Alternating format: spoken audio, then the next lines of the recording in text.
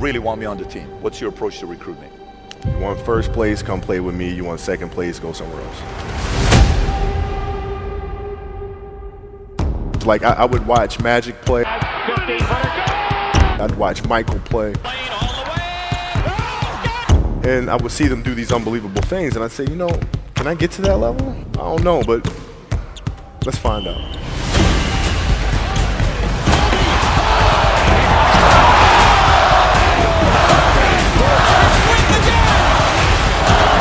That's why he's the best player in the game. Everything was done to try to learn how to become a better basketball player. Everything.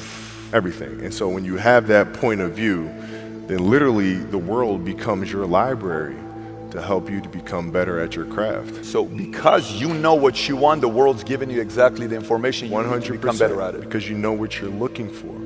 So many guys tell stories about your work ethic.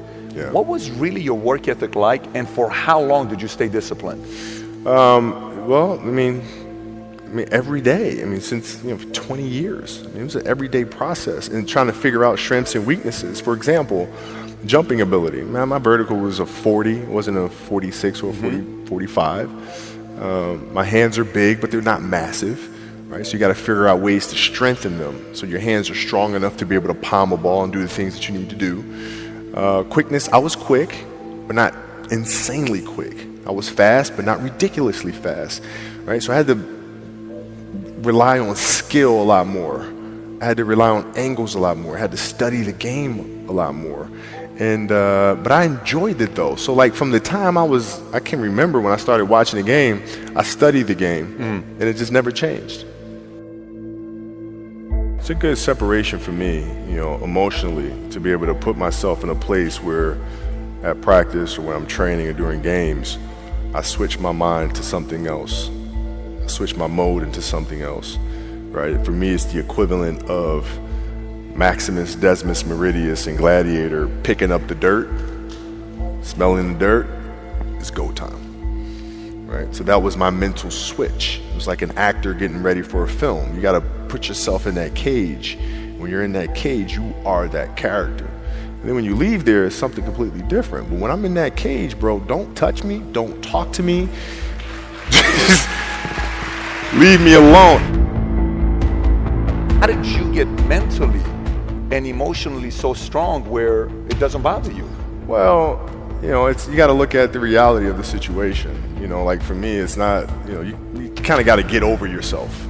Like, it's not about you, man. Like, okay, you feel embarrassed. You're not that important. Like, get over yourself. That's where you go. Get over yourself, right? Like you're worried about how people may perceive you, and like you're walking around and it's embarrassing because you shot 5 air balls. Get over yourself. Right? And then after that, it's okay, well, why did those air balls happen? Got it.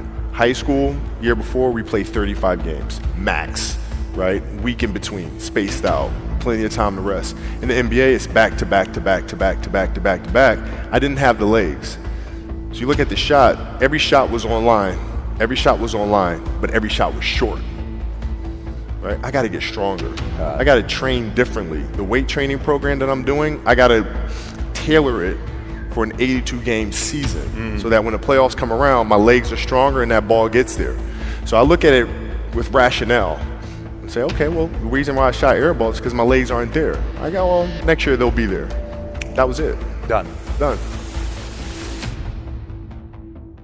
Were there some names that you looked at and says, these 3 guys are as crazy as I am?